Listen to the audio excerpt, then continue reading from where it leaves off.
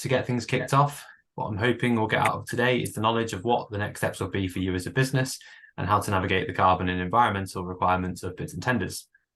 So how can you be compliant, but also how can you score highly and get an edge on this part of your bid, which is mattering more and more, and how might this apply no matter where you are on your carbon reduction journey? Chris, can I just double check? Can everyone see can you see my slides just to make sure? Yeah, all good for me, Tom. Yeah. Thank you. I can see that some aren't muted as well, and if there's a way to just enable that mute across the board to prevent any background noise, if that's okay. I think you're still the host, aren't you? Yeah, I can do that now. Just give me 2 seconds. Should be all good in a sec. Brilliant. Thank you very much. Perfect. So if I kick off then, so just firstly about me briefly. So I'm obviously going to be talking to you about climate change and carbon reporting. Who am I to do that when many politicians can't agree on this matter? And I'm not here to get into the politics of it, but I am the operations director at Thornton Lowe, and we are primarily a work-winning consultancy, so bid writing and everything relating to that. What I do have experience of is this topic from quite a few different angles. So initially, my interest came from my studies at university through to postgraduate, but then ultimately in a bidding context, from the very first bid response I can remember writing, that was actually an environmental question.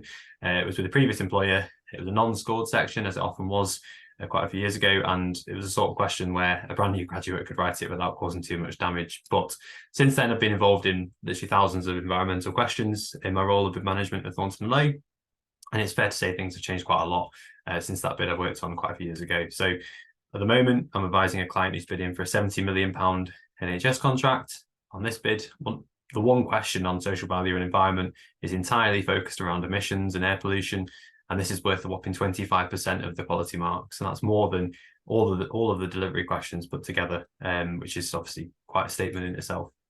In recent years, my experience has also included supporting more and more of our clients to navigate the carbon reduction plan requirements since that came out in 2021. And it's also worth noting that we're involved in procurement, where we're helping our clients on the buyer side navigate those requirements too. So we'll be taking a look at two main areas. First of all, carbon reduction plans, which is something that roughly 60% of our clients have needed to navigate over the past 2 years. And we'd expect as contracts get renewed that most of the remaining clients will need to navigate as well. But we'll also be looking at other areas that matter in your bid, where carbon emissions and the environment are concerned. So without wanting to turn this into a history lesson, I think it's worth giving a very brief background of how we've ended up with the current, focus on carbon reduction and environmental protection within UK procurement. Obviously, climate change isn't a new thing. We first started to understand scientifically climate change and the greenhouse effect in the 1980s. But the first conclusive evidence and international consensus was really started to be gathered, I suppose, to gather momentum in the 1990s. 1995 was when the second report around climate change was published by the IPCC. And that's when it sort of became accepted as something that was legitimate and more or less at a scientific level, there was agreement on what was happening to the world. It did take quite a while for that to gather momentum, but by 2008, we reached the Climate Change Act, which was the first point really where it was pulled into specific legislation for us to reduce climate change. And that was when we first saw the first level of commitment from the UK government as well. But this continued to grow. And by 2019, we'd set our net zero target to reach net zero by 2019, which essentially means that as a country, we're aiming to cut our emissions to the lowest possible level and only offset what's scientifically unavoidable at that time. But for us to have a net zero output of carbon emissions.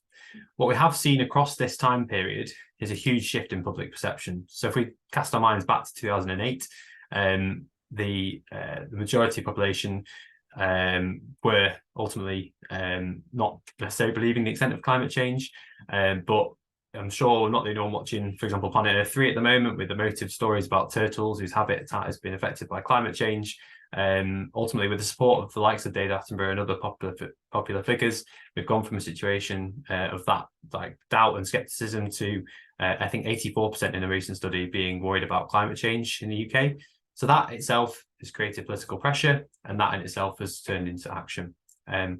But the government is ultimately totally reliant on UK business in delivering a large part of this reduction, and that is why in 2021 there was issued a policy procurement note, a change to the policy legislation, which in itself required some suppliers to need to publish a carbon reduction plan.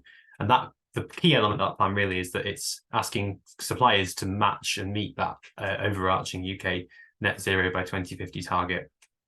This is mirrored in our legislation to what is ultimately being put in place in the EU as well, European Union, where similarly businesses are going to be required to report on sustainability as well.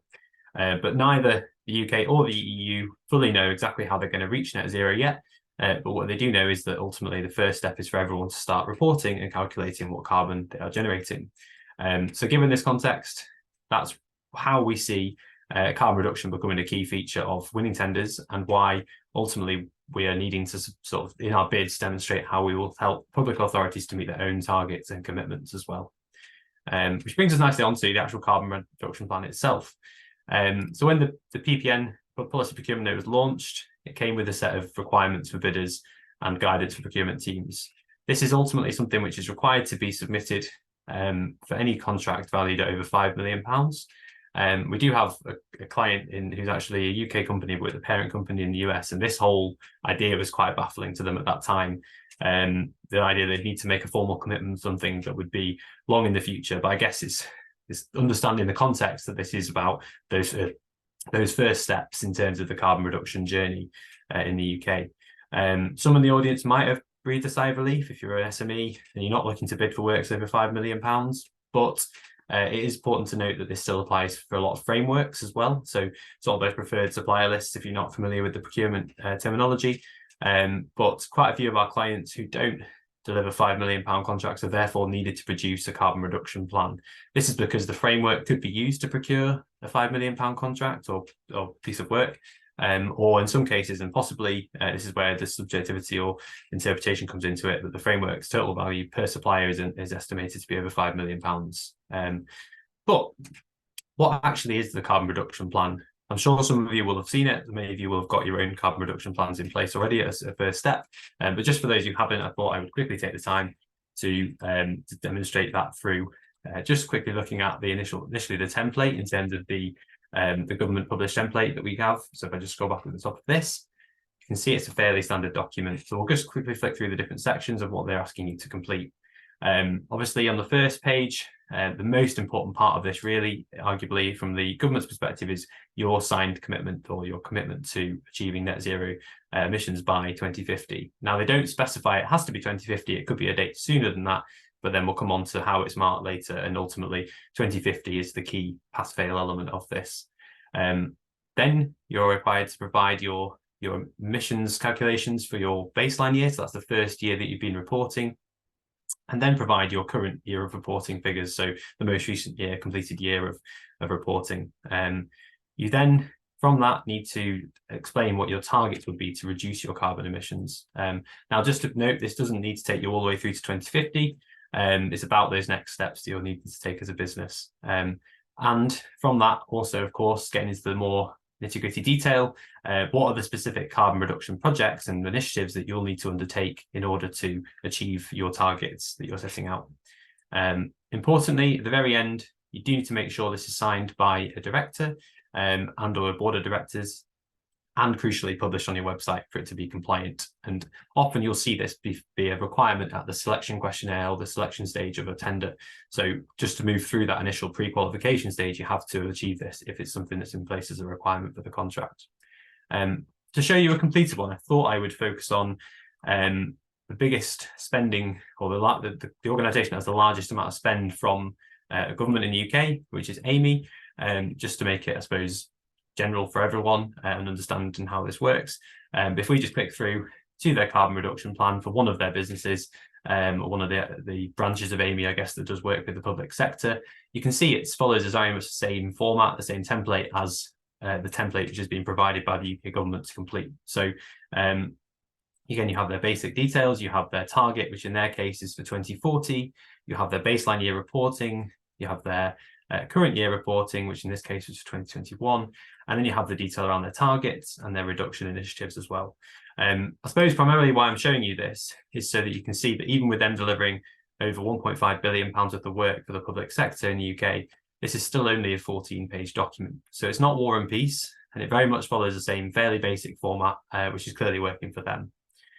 So it is worth reflecting on the fact that ultimately these requirements are a pass-fail question. Usually, it's not going to be subjectively reviewed. It's going to be objectively reviewed against the guidance. Does it meet the requirement? And if so, that will equal a pass, and it should allow you to progress to the next stage. Ultimately, a supplier can't score more points if they, for example, commit technically to a sooner deadline to get, for example, to net zero.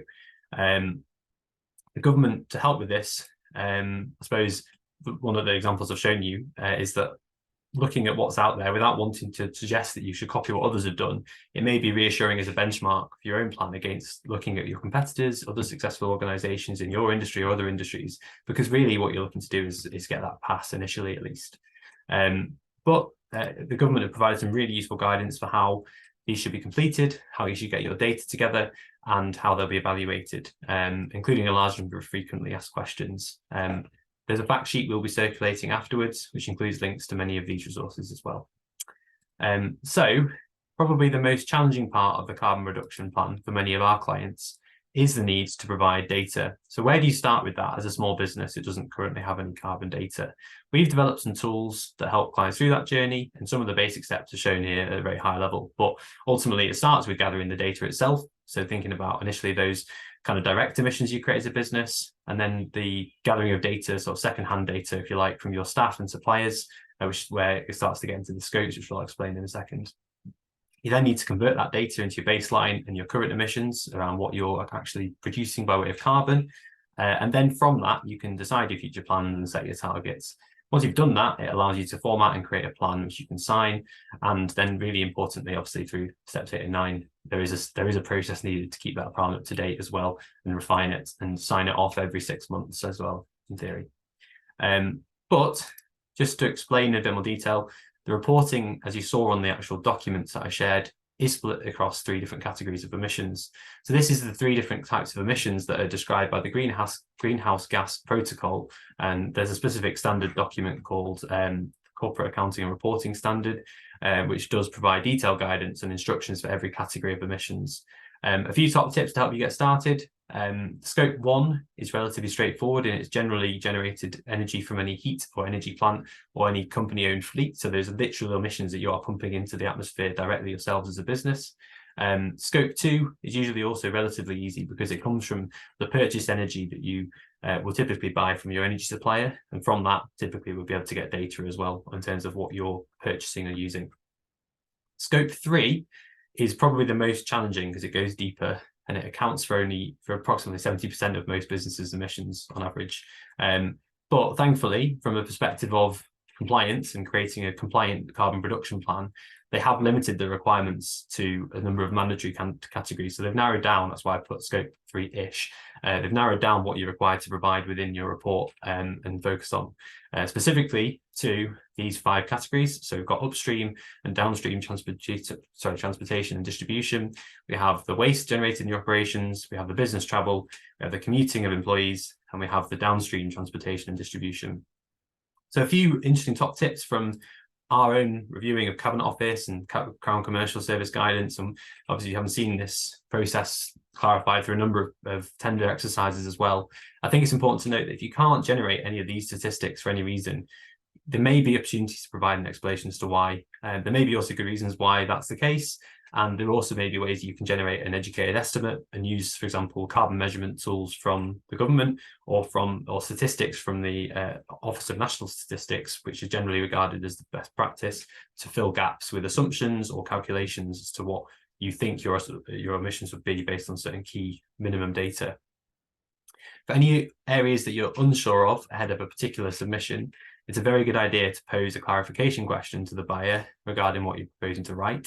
So if you're not sure genuinely whether what you're saying is acceptable, you're likely to not be the only ones who are struggling with that requirement, especially if you're a smaller business. But we've seen, for example, a number of tenders where a large proportion of the bidders are SMEs, and in the past there's been buyers who've given specific instructions about scope 3 and actually perhaps being slightly more lenient around those areas that suppliers don't currently have data for. We do expect that will change over time as more and more businesses get familiar with these requirements. The leniency will probably reduce, and ultimately the buyers will become more comfortable with reviewing these plans as well. A couple of examples just to help put this into practice as to how you might actually go about generating that information. So as a quick win, typically number 9, downstream transportation and distribution, a bit of tongue twister, is one that will only apply if you're supplying physical products. So for the majority of our clients, they would typically put that as a 0 and then ultimately justify that with a footnote. And that same logic was applied to the AMI plan that we reviewed just before. But to delve slightly deeper into one of the measures, the minimum data required for employee commuting is technically it could just be the number of employees, and from that you can then work out average commuting distances and methods based on sort of the standard averages for the country, and work out a carbon footprint based on that for the employee numbers. So there is a way that you can kind of create that number fairly quickly. But something that a lot of our clients have done is generate their own commuting information from an employee survey. So this has given them much more accurate figures based on the means and distances of the commute, and actually made it easier to create targets, which I'll come on to shortly. But of course, it is really important to note again that that data quality element is really important as time goes on. So improving your quality of your data is probably something you need to bear in mind every year as you're reviewing your plan.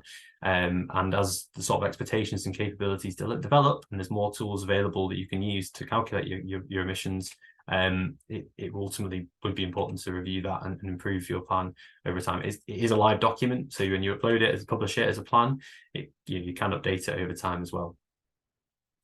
A brief nod to the actual measures and targets part of the plan. Obviously, they're not necessarily evaluating the quality or the extent of these measures. You genuinely can achieve a pass if you're predicting an increase in your carbon output at the moment around your plans. Obviously, this could relate to something such as a restructuring. So the Cabinet Office guidance for that is if your business is going to change significantly, you probably would want to set a new baseline in your plan, obviously based on the kind of context changing. But there are a few examples just here that are snipped from the Crown Commercial Services Zone sort of advice to their buyers around things that they could focus on. So these are all obviously useful for us to bear in mind for our bids, but things like low emission vehicles, use of low carbon materials, even thinking about how your IT, where your sort of data is hosted, for example, could have large impacts on your carbon emissions. But then also, if we take it back to the example of the commuting by public, commuting from employees' perspective, if you were to focus on what was your survey telling you about what was the most impactful, or where were the biggest impacts on the environment coming from, for example, car usage for commuting, and actually you've got your survey data would show that you could have a large number of your employees commuting via public transport, car sharing, cycling or walking, then you could ultimately introduce some incentives, or put that in your plan that you're going to introduce some incentives to promote those other methods of transport to reduce the number of car miles that will ultimately then reduce your impact as well. And then it's just obviously about measuring that through if you were to then put that in. But a few initiatives otherwise that have been used by our clients, which have been successful within their CRPs, have focused on, for example, focusing on moving some roles to hybrid or home working roles, as opposed to everyone traveling into the office 5 days a week. Switching logistics providers to a company which may have already switched to electric vehicles, or the trialing electric vehicles, or can demonstrate a reduction in carbon emissions themselves, which again isn't necessarily incumbent upon you to do the data collection. And then finally, we've also had clients who have put a lot into energy efficiency measures as well, for example, around how they heat or light their offices as well. So moving on to other areas of the bid. How can you score highly using environmental information? And to clarify, I think this is possible no matter where you're at on your carbon reduction journey. And we do support quite a few clients who are at a very early stage and still have been able to score well. So you don't need to sort of hire an environmental officer necessarily, or invest in like a biofuel boiler just to score points. Like with all social value questions, what matters is that you are taking the steps to do what is proportionate to your business and what the contract is for. So ultimately getting those sort of baby steps possibly towards a more environmentally sustainable business model in the future. So at this point, it's worth reminding everyone, I suppose, that it's not just carbon emissions that we need to think about when you broaden out the perspective. There are a number of different areas of sustainability which are important when you're thinking about this from a tendering perspective. So this arises from the fact, obviously, that there are quite a few different ways that we as humans are putting strain on the environment.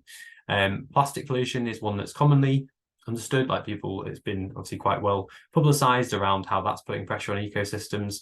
General waste as well, and how we build up landfill and the impacts that has both of those linked to carbon emissions, but they also have wider impacts beyond that.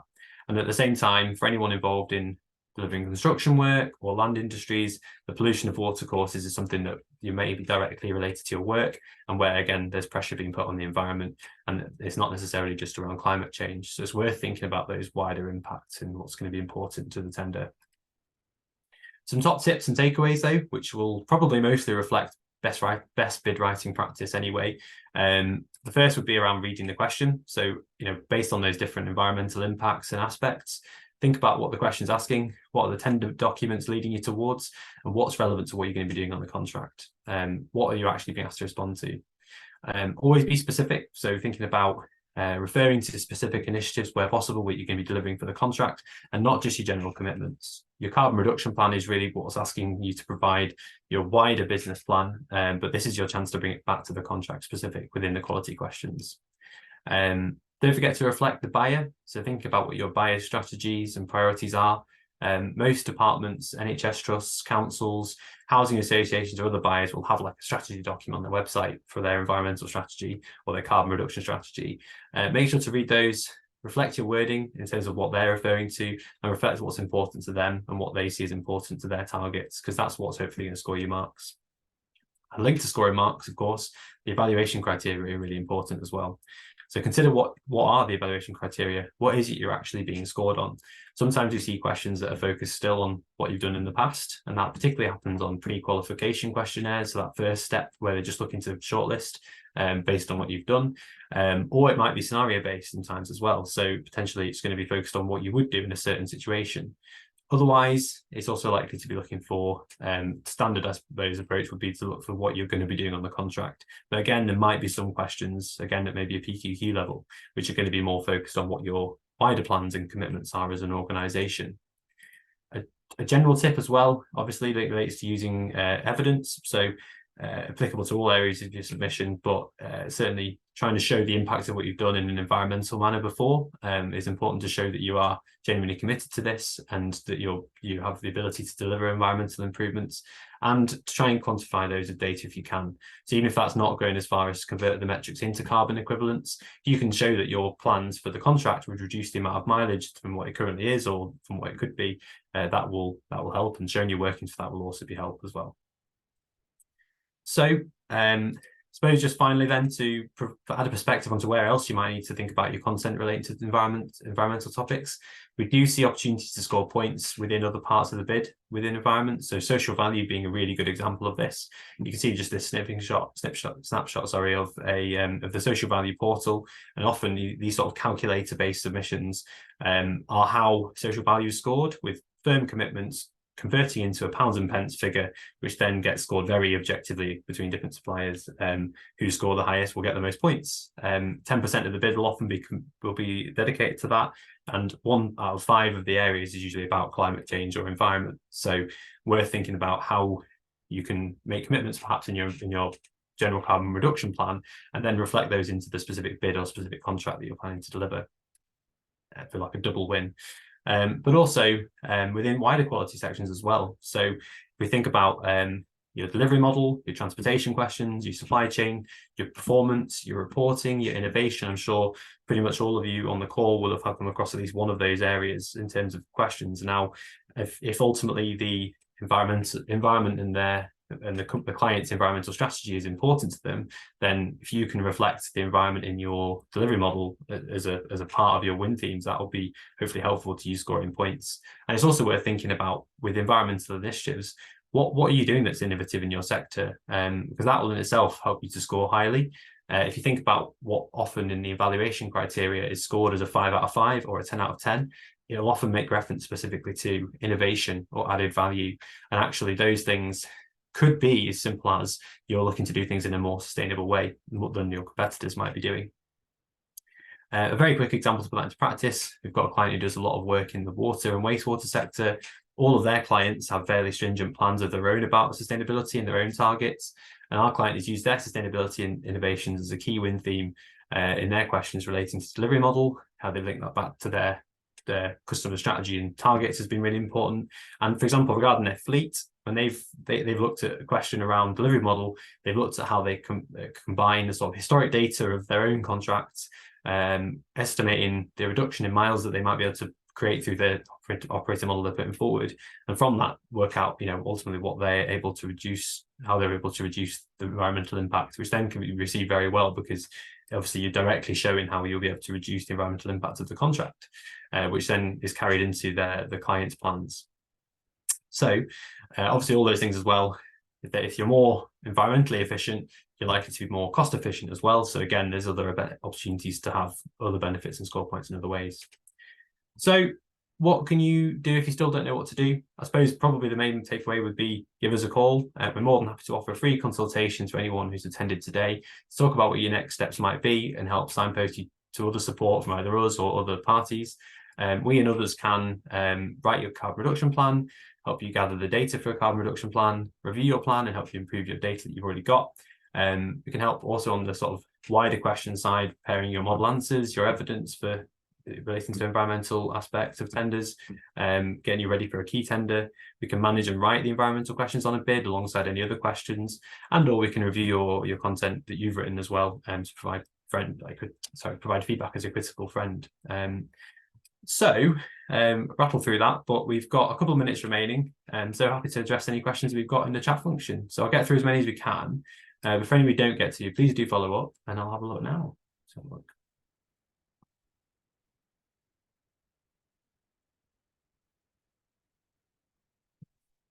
Open the chat. There we go. So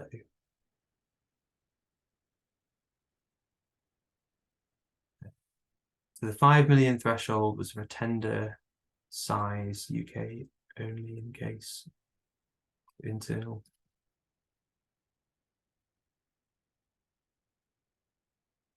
Sorry, I'm just trying to see in relation to understand the question, because it's quite abbreviated for the first one from Antoine. I think what Anton's saying is the 5 million threshold UK only, or is it the case for international business tenders as well? Sorry, so yeah, it is at the moment that specific threshold is a UK carbon reduction plan requirement. So it's not necessarily applying to, for example, the EU registrations. It's got a different, I think CRSP is the abbreviation for the EU requirement. And I suppose specifically on the relation to like for suppliers from the supplier side, if you're the carbon reduction plan requirements are only relating to the bidding entity. So your carbon reduction plan that you're putting forward is only based on, say, your local UK subsidiary or the specific party that's going to be delivering the contract. So it's not necessarily relating to your wider global, I guess, carbon reduction plan for the wider business. So yeah, pretty much to answer your question, it would be the data related to the UK operation, specifically of the bidding entity that's going to be delivering the contract. So can I just confirm? If we are, for example, supplying Burger King, which is a global company, and we do that as a global supplier, I'm only looking at a 5 million business size for Burger King in the UK. And I only need to provide the carbon data for my operations in the UK. I'd probably want to go through that in a bit more detail with you, Anton, just to understand. I mean, obviously Burger King, and I know that's probably an illustrative example, but they're not bound by these requirements anyway. But if there was a £5 million contract and they were a public authority, they would need you to provide a carbon reduction plan. And if that and that carbon reduction plan could only be based on it would only need to be based on the bidding entity that you were putting forward to deliver that contract with Burger King UK. If you were an international business or had an international parent company, it would only need to reflect the carbon output of the subsidiary, the UK subsidiary, for example, that you're putting forward for the contract. Clear, thank you. No problem. So I've seen Mark's raised a question as well regarding to how do you record the data of your carbon reduction plan. So there's different across. The key thing probably to highlight on that, Mark, is the 5 categories of Scope 3 emissions and the 2 categories of Scope 1 and Scope 2.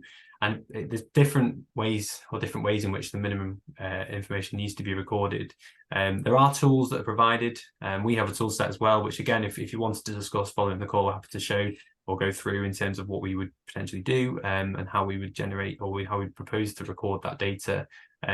suppose the main thing is probably having a system for recording that data. So having, you know, a clear template that you put your data into and you keep it updated into, having someone who is actually responsible within your organization to collate and capture that data and update it on an ongoing basis. Because for any of these contracts as well, it is important if you're bidding for, say, a renewal of a contract, the plan has to be reviewed in the past 12 months, I think it is, and signed off in the past 12 months. So I think the requirements suggest that you review your plan every 6 months.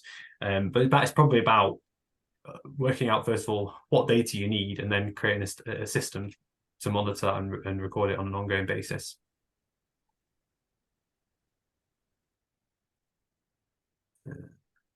Oh, sorry, quite a few questions coming through. We are past the time, but I will go through a couple of these last couple of questions. The ones that have been posted today will be the last ones. So we've got one from Paula, one from Katie, and one from Mark. And then any further ones, as I say, please do follow up if you need any further information. You can, I think the emails were flashed up on the screen before, but yeah. So in terms of have you gathered, can you make available examples of current innovations which could be suggested to clients for the commit to inclusion in the bid, please? We welcome, would you welcome us contributing our own suggestions to the document and to share? Probably the best, I think the best way to do this, we can include, I think there are some examples briefly on our fact sheet we'll be circulating afterwards, but they are probably quite high level. There is probably I'm trying to think of the best way to sort of address that question, really. There's quite a lot of different things that probably apply to lots of different industries. And I know from having looked through the attendance list today, there's quite a range of different businesses on the call today. So from operational businesses to more professional services businesses, to some buying organizations as well. Probably not the easiest thing to do, but we'll take that one away and have a think about what we can do, and perhaps look at how Chris and I can share any thoughts on that afterwards, about how we can maybe create a knowledge share afterwards as well. Just to confirm to Katie's question, the £5 million threshold came into effect following the 2021 legislation. So that, I think, came into play on the 30th of September. So that's when any contract that was produced after that date that had that contract value from a central or from a government authority, public authority, should have followed the PPN and had that as a mandatory requirement. And then finally, sorry, is there a standard data for certain operations? We have a appointed person in the role, but it's only in its infancy. So again, I think I'll probably go back to the greenhouse gas protocol guidance is the most detailed guidance that I know of, really, in terms of providing the kind of the fundamentals of it. If that person is in their infancy, then probably it is worth reaching out for some support. Again, we have the tool that we can help go through with you to show you the different elements. And as you say, in terms of contractors and having lots of potential information to gather, probably the best way is going to be to kind of make it as easy as possible for them. And there may be an element of assumptions as well, but yeah, I think we need to take that one away probably and have a chat, Mark, if that's okay. So yeah, we'll wrap up there. I suppose just a quick final note from myself, please do reach out if you've got any further questions. Otherwise, we'll circulate a free copy of our fact sheet. Welcome anyone to contact us by phone, email, or our website contact form. Thank you again for listening, and I'm sure we'll see you on another webinar in the future. Thank you.